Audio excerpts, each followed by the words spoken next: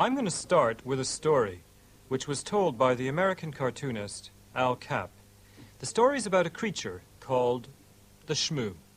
The shmoo was 10 inches high, something like a pear in shape, and a beautiful creamy white in color. It had no arms, tiny feet, and big whiskers under its nose. The shmoo had only one desire, to serve the needs of human beings, and it was well equipped to do so. Its skin could be made into any kind of fabric. Its flesh was edible. Its dead body could go brick hard and be used for building. And its whiskers, well, its whiskers had more uses than you can imagine. If you looked at a shmoo with real hunger in your eye, it dropped dead in rapture because you wanted it, after first cooking itself into your favorite flavor. Well, since they multiplied rapidly, there were plenty of shmoos for everybody, and they even looked good in the environment. Almost everyone approved of the shmoos. But some people weren't keen on them. The rich capitalists hated the shmoos. Since shmoos provided everything people needed, nobody had to work for capitalists anymore, because nobody had to make the wages to buy the things capitalists sold. And so, as the shmoos spread across the face of America, the capitalists began to lose their position and their power, and this made them take drastic action. They got the government to tell the people that the shmoo was un-American. The shmoo was causing chaos, undermining the social order. People weren't turning up for work, and they weren't going to the department stores to buy anything. Well, the government propaganda convinced the people, and the president ordered the FBI to gather the shmoos and gun them down.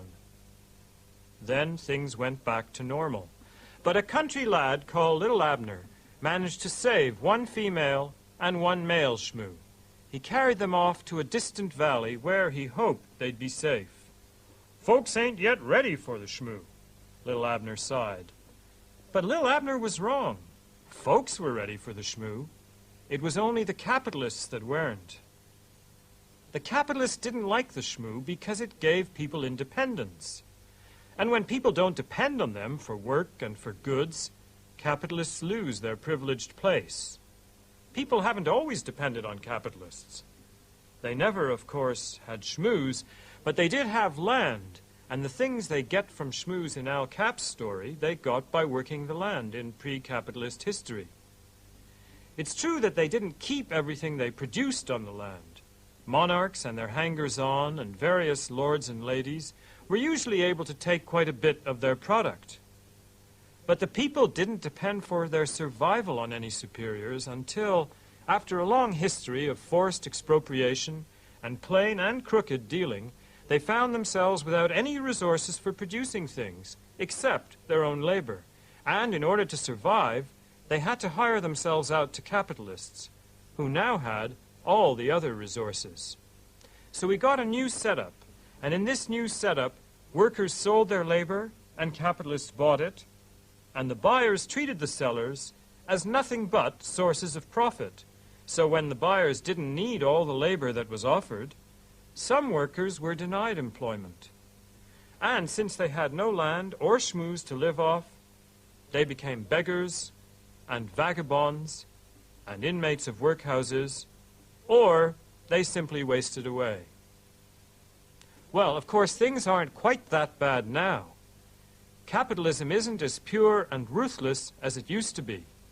The dispossessed workers defended themselves by uniting in trade unions, and the coming of the welfare state, with its public provision of necessities, means that workers don't depend for everything they need on finding someone who wants to buy their labor. The trade unions and the welfare state were savagely resisted by the capitalists, but they've come to stay. Now, advocates of pure capitalism describe it as a system in which people freely exchange their own private property. Socialists deny the freedom and fairness of that exchange. They complain that some are able to bring vast assets to market, while most people have nothing to sell except their own capacity to work. That's the socialist complaint. But against that socialist complaint, lots of capitalists will say, hang on a minute, wait a second. It's true that I have vast assets now, but I started with practically nothing, except my own talent and courage, and it was by using them that I made my pile. You can't talk about lack of fairness. I had no unfair advantage in the race for wealth. Well, the socialist might reply that it's pretty rare these days for a capitalist to begin with brains and grit alone, but I want to focus here on just such self-made capitalists, since their wealth does look pretty legitimate. Well, if you think about that wealth, what's it made of? In its immediate form, it's just bits of paper, records in ledgers, share certificates, and so on. But the reason why those things are valuable is that they entitle their possessor to material resources, to raw and transformed parts of nature, to iron ore that's been turned into steel, to factories and energy and power lines and tracts of land and minerals under the sea. The capitalist is happy to tell us how he got all that stuff. He says, look, I got it through my own hard work and enterprise. I didn't get it from my parents. I didn't get it by stealing or cheating. But we can ask a deeper question, a question which is much more difficult for him to answer, a question which is prompted by the realization that everything he owns, everything, either is or was made of something which once was nobody's private property. The deep question is, how did it come to be anybody's private property in the first place? You see, the capitalist says that he got his wealth through free market exchange. And that means that he's defending his title to it by invoking the title of those who transferred it to him. But I'm asking, what was the source of their right to it? The fact that they got it from still earlier owners? Well, that kind of justification can't go on forever. Eventually we're going to be pushed back to the very first private owners of land and the raw materials of nature.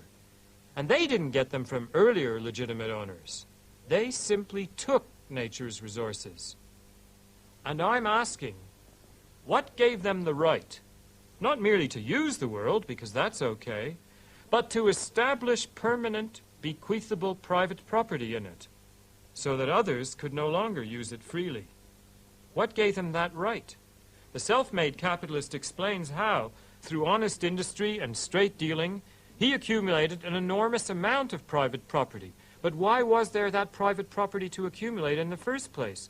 No story about the exchange and accumulation of private property can justify the transformation of things into private property in the first place.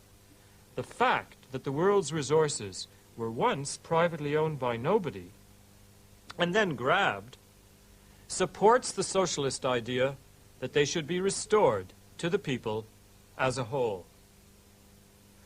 But now I want to look at a different line of defense of capitalism, which says, come on, forget about past history, let bygones be bygones, don't be obsessed with the misty origins of capitalism. It doesn't matter how capitalist property came into being. Whatever the origin of capitalism was, it's an excellent system, since even the poorest people do better under capitalism than they would in any other form of economy. Well, the argument for the idea that capitalism promotes human benefit is pretty familiar. It goes something like this. Capitalist firms survive only if they make money, and they make money only if they prevail in competition against other capitalist firms. Since that competition is severe, the firm to survive has to be efficient. If firms produce incompetently, they go under. So they have to seize every opportunity to improve their productive facilities and techniques so that they can produce cheaply enough to make enough money to go on. It's admitted in this justification of capitalism that the capitalist firm doesn't aim to satisfy people, but the firms can't get what they are aiming at, which is money, unless they do satisfy people and satisfy them better than rival firms do. Well, I agree with part of this argument. Capitalist competition, it has to be acknowledged, has induced a remarkable growth in our power to produce things. But the argument also says that capitalism satisfies people, and I'm going to claim that the way the system uses technical progress generates widespread frustration, not satisfaction. My anti-capitalist argument starts with the very same proposition with which the argument praising capitalism begins, namely this proposition: the aim of the capitalist firm is to make as much money as it can. It isn't basically interested in serving anybody's needs. It measures its performance by how much profit it makes. Now, that doesn't prove straight off that it isn't good at serving needs. In fact, the case for capitalism that I expressed a moment ago might be put as follows. Competing firms trying not to satisfy needs, but to make money, will in fact serve our needs extremely well, since they can't make money unless they do so. Okay, that's the argument. But I'm now going to show that the fact that capitalist firms aren't interested in serving human needs does have harmful consequences. Recall that improvement in productivity is required if the firm's going to survive in competition. Now, what does improved productivity mean? It means more output for every unit of labor. And that means that you can do two different things when productivity goes up. One way of using enhanced productivity is to reduce work and extend leisure, while producing the same output as before. Alternatively, output may be increased while labor stays the same.